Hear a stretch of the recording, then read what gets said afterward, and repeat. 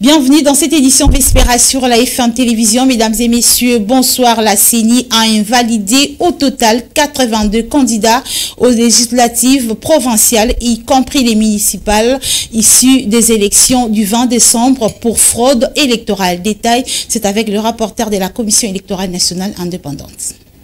Pendant le déroulement du scrutin, certains candidats aux élections législatives, provinciales et communales se sont illustrés par la détention illégale des dispositifs électroniques de vote, la destruction méchante du matériel électoral, l'incitation des électeurs à des voies de fait sur le personnel électoral, ainsi que les actes de vandalisme sur le patrimoine de la CENI, que dans certaines circonscriptions électorales, particulièrement celles de Massimanimba et de Yakoma, il a été fait état de l'altération des votes en faveur de certains candidats et les faits susvisés ont été documentés par des autorités politico-administratives, des candidats, des témoins, des électeurs ainsi que des cadres et agents de la Commission électorale nationale indépendante. Après débat et délibération, décide, article 1er, sont annulées les élections législatives provinciales et communales dans les circonscriptions électorales de Massimanimba en province du Kwilu et Yakoma en province du Nord Ubangi. Article 2. Sans préjudice des conclusions des enquêtes en cours dans les circonscriptions électorales de Boudjala, province du Sud Ubangi, de Bomongo et de Makanza, province de l'Équateur, sont annulés la totalité des suffrages obtenus par les candidats aux élections législatives, provinciales et communales dont les noms sont repris à l'annexe 1 de la présente. Et après l'invalidation de 82 candidats présumés auteurs des irrégularités enregistrées lors des scrutins combinés du 20 décembre dernier, quelques candidats présidents de la République se sont retrouvés pour solliciter l'annulation des élections en général. Ces derniers n'attribuent aucune crédibilité aux résultats publiés par la Commission électorale nationale indépendante. Et puis, de son côté, le secrétaire exécutif de la Ligue des électeurs salue cette décision de la Commission électorale nationale indépendante portant invalidation des 82 candidats présumés auteurs des irrégularités lors du vote du 20 décembre dernier. Ruth Dinonzei et Torres Atibou ont enregistré ces propos. Et donc, nous saluons cette mesure. Nous l'avions déjà recommandée lors de la publication des tendances, parce que nous avions vu qu'il y avait des problèmes, des provinces où il y avait vraiment des situations de flagrance qui étaient en train de choquer l'opinion publique. Nous avions vu les acteurs de la société civile déposer des plaintes auprès de la Cour de cassation. On a vu certains candidats déposer des plaintes. La CENI elle-même a mis en place une commission d'enquête.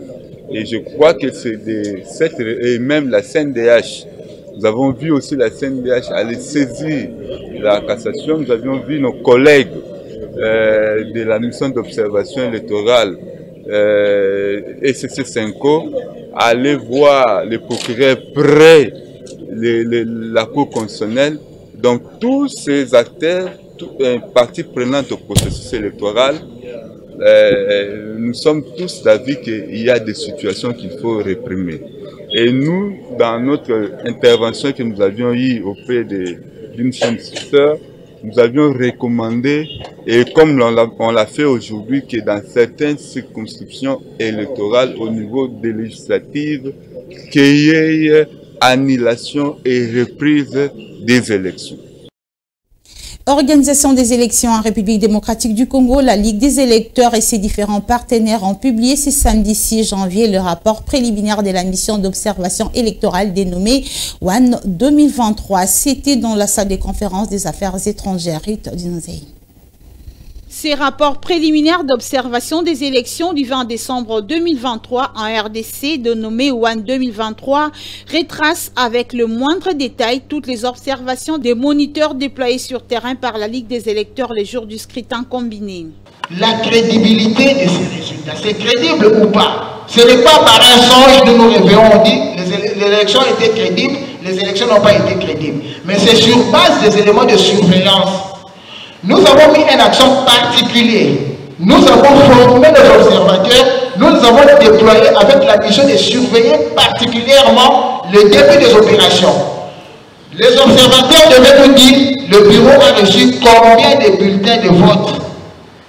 On nous a transmis les chiffres. On leur a demandé aussi de suivre. Est-ce que, avant l'ouverture des opérations, on a compté ces bulletins devant tout le monde?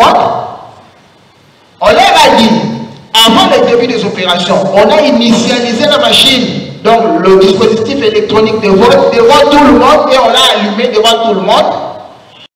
Les professionnalismes, la détermination, la conscience personnelle et la volonté de travail, voilà les maîtres mots qui ont caractérisé le travail des observateurs de la Ligue des électeurs sur terrain. Ces projecteurs placés dans quelques coins du pays ont supervisé avec une vigilance sans pareille les déroulements des élections, a indiqué le coordonnateur de WAN 2023, Parole Mbengama.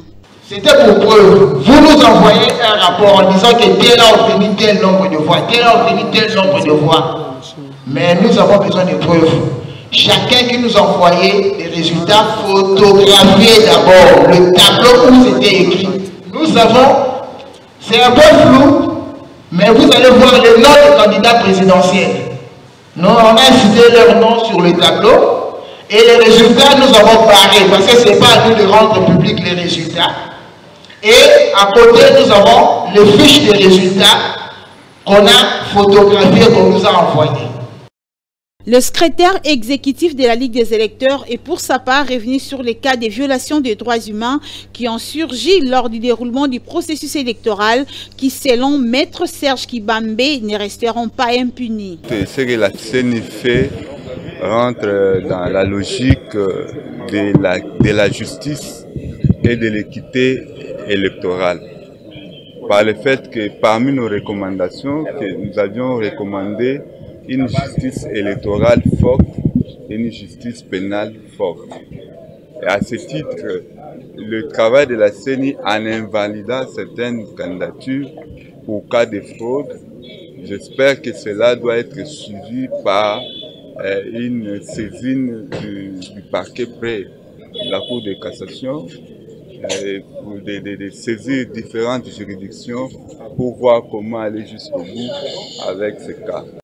Invité pour la circonstance, le président de la CNDH, Paul Sapou Moukoulou, salue le travail abattu par la Ligue des électeurs. Selon lui, ces rapports préliminaires requièrent les normes de crédibilité du travail des observateurs. Eh bien, c'est un rapport satisfaisant qui a suivi les critères que l'on enseigne, que l'on recommande aux observateurs électoraux d'une de ces noms qui travaillent pour la promotion du peuple, son développement, rendent pas des observateurs qui sont intéressés par une position politique ou autre. Et donc, ils ont suivi les critères, ils ont répondu aux principes disons, consigné dans ce que nous appelons Vademecum de l'observateur ou le code de conduite d'un observateur. Et j'ai vérifié tout ça, j'ai dit bravo à la Ligue des électeurs, de très bonnes recommandations qui prennent en compte aussi le nationalisme, puisque aucun État du monde ne peut avoir en son sein des missions qui détruisent ce qu'il y a de plus important, la souveraineté du pays. Ces rapports préliminaires qui interviennent pendant que le processus électoral en RDC suscite des débats dans tous les sens a proposé des recommandations aux différentes parties prenantes au processus, dont la Commission électorale nationale indépendante, les gouvernements, la population et autres, afin de garantir la transparence du processus électoral. Et à l'issue de la publication ce samedi du rapport préliminaire des élections du 20 décembre en République démocratique du Congo, la Ligue des électeurs a tenu à honoré par un diplôme d'émérite le président de la CNDH, Paul Sapou Moukoulou, l'un des pères fondateurs de cette institution qui travaille pour l'observation des élections, la bonne gouvernance et les droits humains. Paul Sapou a été honoré pour son dévouement dans le travail. Reportage. Cet honneur du président de la CNDH vaut son pesant d'or. Ce diplôme d'émérite n'a qu'une seule connotation, la reconnaissance par ses successeurs de la Ligue des électeurs de sa bravoure, sa détermination et son dévouement dans le travail, surtout lorsqu'il s'agit de la lutte contre les violences des droits humains.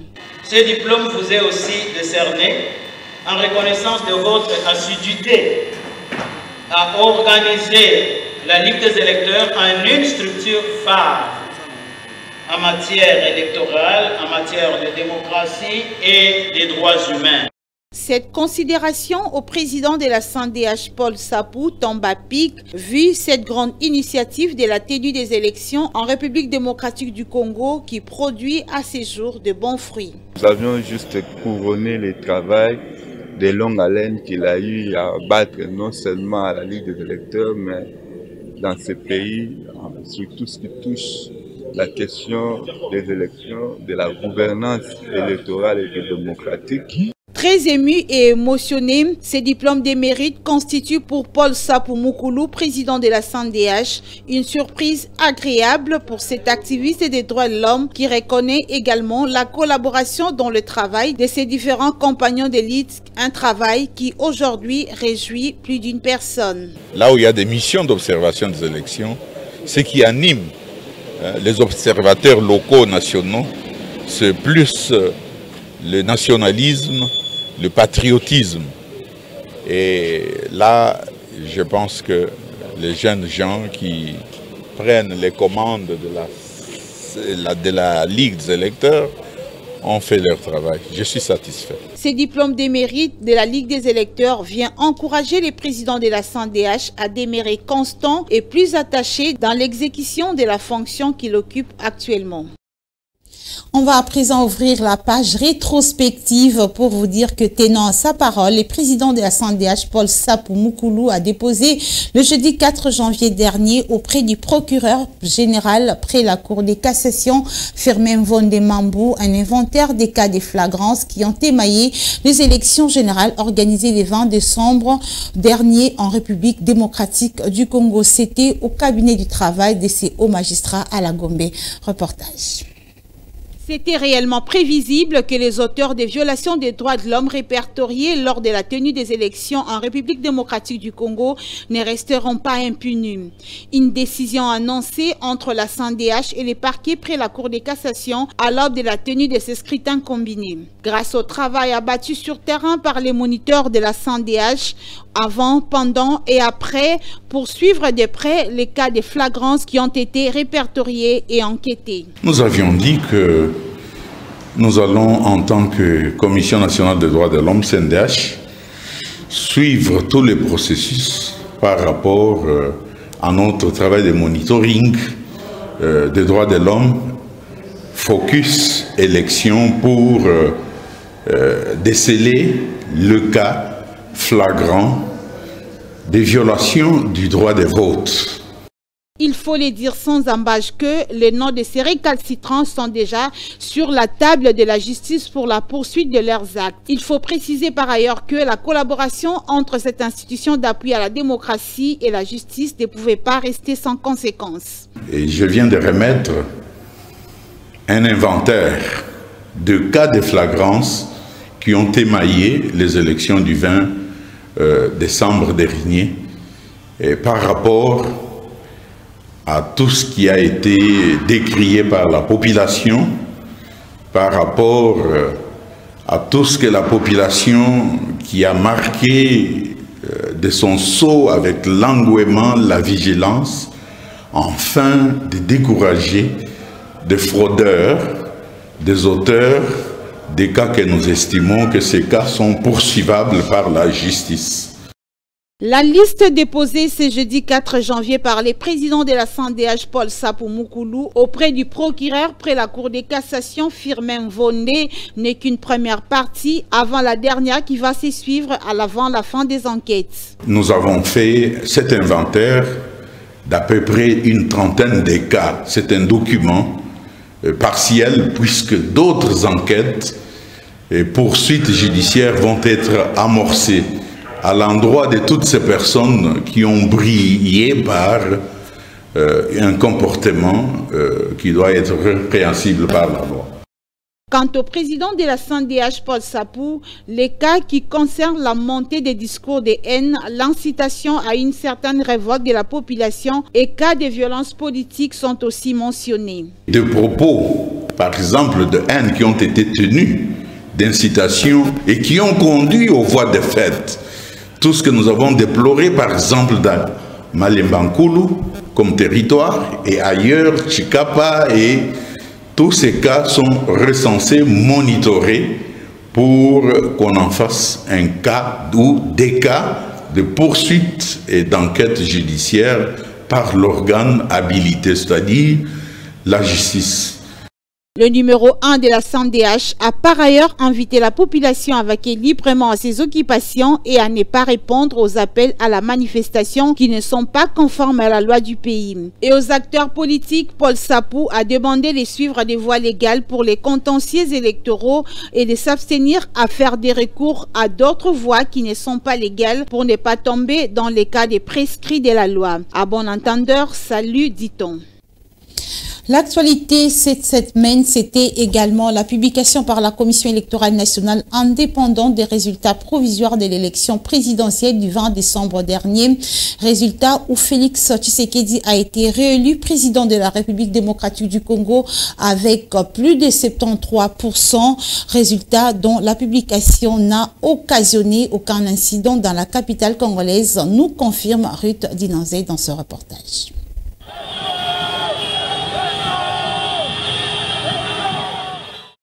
Contrairement au cycle précédent, le cycle électoral actuel a marqué une différence en République démocratique du Congo. Les résultats de la présidentielle ont été publiés sans psychose. À Kinshasa, par exemple, les dispositifs sécuritaires étaient crédibles. Aucun accrochage entre la population et les agents de l'ordre. Selon les informations reçues par les équipes de la FM Télévision déployées sur le terrain, aucun incident n'a été enregistré. La population était en liesse dans toutes les rues et la police était à côté pour assurer la sécurité.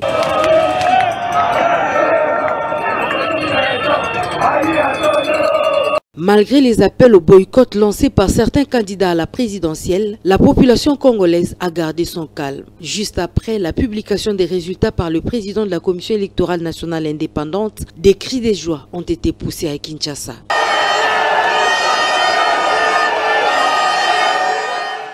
La joie de tout un peuple a été décrite. La Commission électorale nationale indépendante a gagné son pari d'organiser les élections dans les délais constitutionnels. Titre provisoire, le candidat numéro 20, M. Félix Antoine Tshisekedi Tshilombo.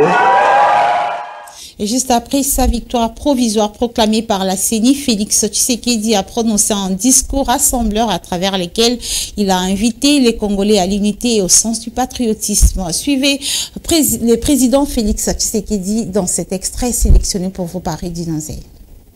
Aux vaillants alliés de l'Union sacrée de la nation, à travers le présidium et les membres, aux patriotes volontaires qui se comptent par millions, ici au pays comme à l'étranger, qui se sont jetés dans cette bataille et fait en sorte que la mobilisation soit totale pour permettre au peuple d'accéder à mon projet de société et de voter massivement en ma faveur. Veuillez recevoir ici l'expression de ma grande reconnaissance. Merci. Aussi, je voudrais de manière spéciale saluer nos compatriotes de la diaspora qui, malgré tous les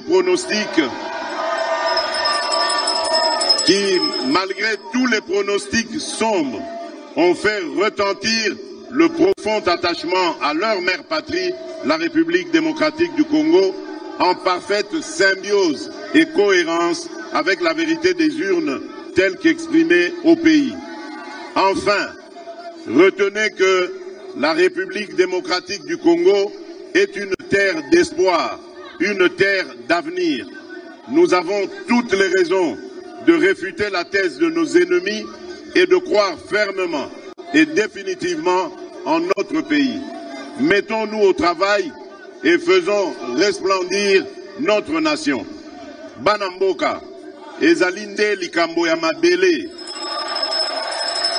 Congo ezali mboka ya bakoko na biso. esengeli tobomba pe totonga yango elongo biso banso.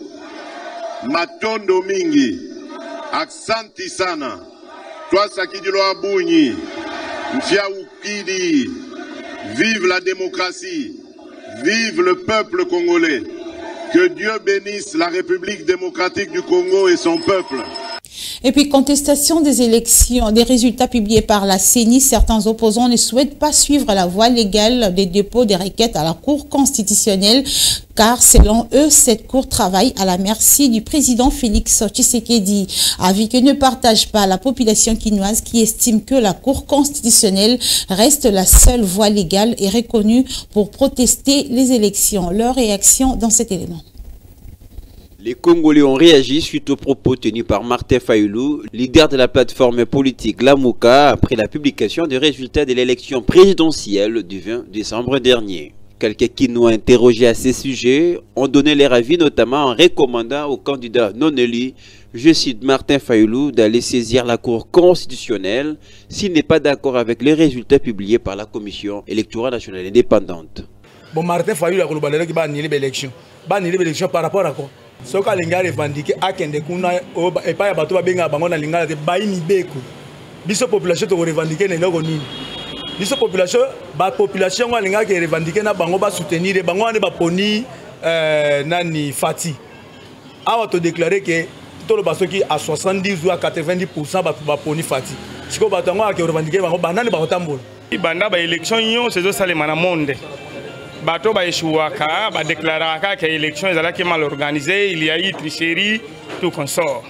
Or que tu yebi que ba élection est l'équipe malam et depuis ba élection et banana Congo.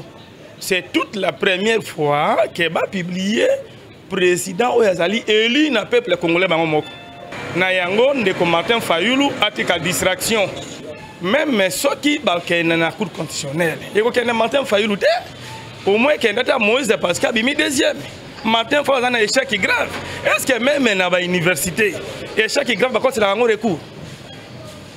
Par contre, c'est un recours. Martin Fayulu a fait une distraction.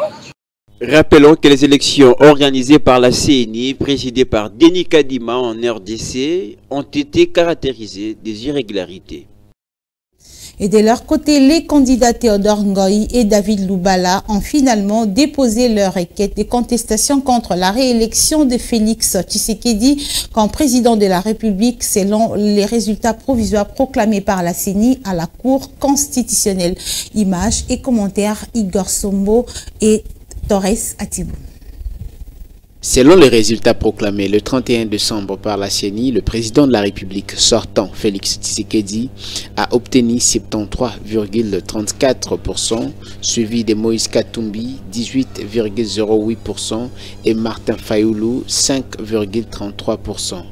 La première requête émane du candidat malheureux à la présidentielle du 20 décembre dernier, Théodore Ngoï, qui conteste l'élection de Félix Tshisekedi pour nombreuses irrégularités. Il a ainsi sollicité l'annulation du scrutin du 20 décembre dernier et devant la presse, il a demandé en même temps au président sortant de rassembler toute la classe politique. La seconde requête est celle de David Eché Mpala qui remet également en cause la réélection de Félix Tshisekedi. La Cour constitutionnelle a 10 jours dès sa saisine pour statuer sur les contentieux des résultats du scrutin présidentiel contesté. Rappelons qu'en 2006, Jean-Pierre Bemba, alors candidat malheureux à la présidentielle, avait juridiquement contesté l'élection de Joseph Kabila devant l'ancienne Cour suprême de justice. Un contentieux qui s'était soldé par une violence armée quelques jours après à Kinshasa. Alors qu'en 2011, le feu opposant Étienne Tshisekedi avait contesté la réélection de Joseph Kabila. Et en 2018, ça a été le tour du candidat malheureux Martin Fayulu de boycotter la victoire de Félix Tshisekedi. En dépit de toutes ces contestations, aucune élection présidentielle n'a été annulée au niveau de la Haute Cour depuis 2006. On va poursuivre ce journal avec ces messages de félicitations adressés au président de la République démocratique du Congo pour sa réélection à la magistrature suprême et un communiqué émanant de la confession religieuse Liloba na Nzambe. À l'occasion de votre réélection historique à la magistrature suprême, à l'aube de l'année nouvelle, la confession religieuse Liloba na Nzambe à travers le monde entier est heureuse de vous adresser ses vives et chaleureuses félicitations et de vous assurer de sa présence à vos côtés pour l'amélioration des conditions de vie de la population congolaise conformément à votre vision. Ainsi, elle vous souhaite plein succès dans l'accomplissement de votre nouveau mandat au bénéfice de la grandeur de la République. Que l'Éternel Dieu Tout-Puissant vous accompagne dans toutes vos initiatives. Ce communiqué est fait à Kinshasa le 5 janvier 2023 pour la confession religieuse Kondempolo Dominique, fondateur, chef spirituel et représentant légal. Et puis en société, la commune de Makala vient de se doter d'un projet de développement communautaire de fonds social en vue de l'amélioration des conditions de vie de la population de cette municipalité. Le projet a été présenté par Fifi Bachala Lueba, l'un des membres de cette structure, ce samedi 6 janvier. Lionel Ngolo et Rabi Fouka étaient de la partie. Nous sommes dans la commune de Makala qui présente près d'un quart de la population croupie dans la pauvreté. Et cette situation dramatique a des conséquences fâcheuses sur l'éducation, la santé et l'environnement de sa population. Initié à la demande du projet de développement communautaire, voilà ce qui explique la visite d'un de ces membres du Fonds social qui est venu échanger avec les notables de cette municipalité. Sur place, Fifi Bachala Lueba a expliqué l'intention du Fonds social à soulager tant soit peu les atrocités qui rongent la commune de Makala et ses habitants. Na minute on a un individu comme Bino. Na komi mwana Makala. D'accord. Siko na kimwana Makala na ngai na ya koyeba ke bana Makala bolingi nini. Fonds social et sala bino nini. Par exemple, sur Bokozala na 3-5 projets, mais basa ko cha priorité 3 projets d'abord. L'école, mai, glace, nzela, wenze. À la fin de la réunion, aucun des participants n'est resté sans mot pour saluer la démarche entreprise par le Fonds social. On est vraiment très ravis parce que depuis lors, on ne reçoit personne ici pour nous interroger ou nous parler des besoins. Mais Maman Fifi est arrivée avant les élections. Elle a essayé un peu d'étudier le quartier. Aujourd'hui, elle est arrivée. Elle nous présente son projet. En tout cas, nous sommes très ravis. Sur le volet éducatif, il y a lieu d'épingler un certain nombre de facteurs qui contribuent négativement à la déscolarisation de la jeunesse, notamment le phénomène Kuluna, la non-application de la gratuité de l'enseignement primaire et l'insuffisance des écoles publiques. Nous avons beaucoup de difficultés. Nous avons des difficultés d'accessibilité, des routes, nous avons des difficultés d'insécurité. Nous avons des difficultés pour enseigner nos enfants ici à Makala. L'État n'a pas construit Makala en termes d'infrastructures scolaires, des écoles publiques. L'État n'a pas construit les écoles. Les fonds sociaux nous aident d'abord à désenclaver les quartiers ou bien la commune. C'est avec une note de joie que les parties prenantes dans cette réunion ont bouclé cette rencontre. Rappelons que les deux parties ne jurent que sur le développement de la dite commune. La RDC a commémoré le jeudi 4 janvier la journée des martyrs de l'indépendance. Et pour vous rafraîchir la mémoire sur ce qu'a été les faits qui ont marqué cette journée, Elvis Meti nous fait ce récit. 4 janvier 1959, 4 janvier 2023, il y a déjà 65 ans, une date historiquement importante qui marque le début du processus de déclenchement de l'indépendance de notre pays. Et donc c'est une date très importante pour nous en tant que Congolais et nous profitons à travers votre micro de pouvoir rendre hommage à ces pères de l'indépendance qui avait fait montre d'un esprit très grandiose et qui ont fait preuve de courage, d'abnégation, de détermination pour que le colonialisme, sous l'emprise de Belges, que les Congolais puissent s'émanciper de l'emprise des Belges. Et donc c'est pour nous une date très importante et je pense que nous devons être fiers et nous devons commémorer cette date-là. Alors ça c'est un débat, moi je pense que c'est vraiment discutable et nous devons nous poser des questions en tant que Congolais. C'est pour nous l'occasion de faire une introspection, comprendre si les sacrifices que le père de l'indépendance ont consenti a aujourd'hui un écho dans la manière de faire des choses, dans la manière de gérer l'État. Et donc c'est pour nous une introspection, un examen de conscience que nous devons faire. Et si nous constatons qu'il y a des efforts qui doivent être fournis, je pense que c'est l'occasion pour nous de travailler en tant que peuple pour être à la hauteur de ces combats-là. Et aussi, ce serait aussi un moyen de pouvoir honorer la mémoire de ceux qui avaient lutté pour que nous puissions aujourd'hui être indépendants. Un accident de circulation grave s'est produit le jeudi sur la nationale numéro 1 aux environs de Mbanza-Ngungu. Nous sommes là dans la province du Congo central. Les bilans faisaient état de plusieurs blessés graves, des pertes en vies humaines, mais également des dégâts matériels très importants. Ruth Dinanzé. Le drame s'est produit sur la route nationale numéro 1 au niveau du territoire de Mbanza-Ngungu dans la province du Congo central. Un camion en perte de vitesse contenant des briques est allé finir sa course dans un ravin. À son passage, le dit véhicule est entré en collision avec plus de 4 autres véhicules et des motos, causant ainsi d'énormes dégâts matériels, des pertes en vies humaines ainsi que des blessés graves. Tala, dans la route nationale, dans la route nationale, tout justement, Nambanzangu Ndilomele, descendre à Makasi, Tala, événement. La régulation de la circulation dans tous les carrefours sur la route numéro 1 dans la province du Congo central par la PCR est une nécessité pour éviter des pareilles circonstances malheureuses. Mesdames et messieurs, c'est par cette note triste que nous bouclons complètement cette édition du journal sur la télévision. Merci de nous avoir suivis. On se retrouve prochainement.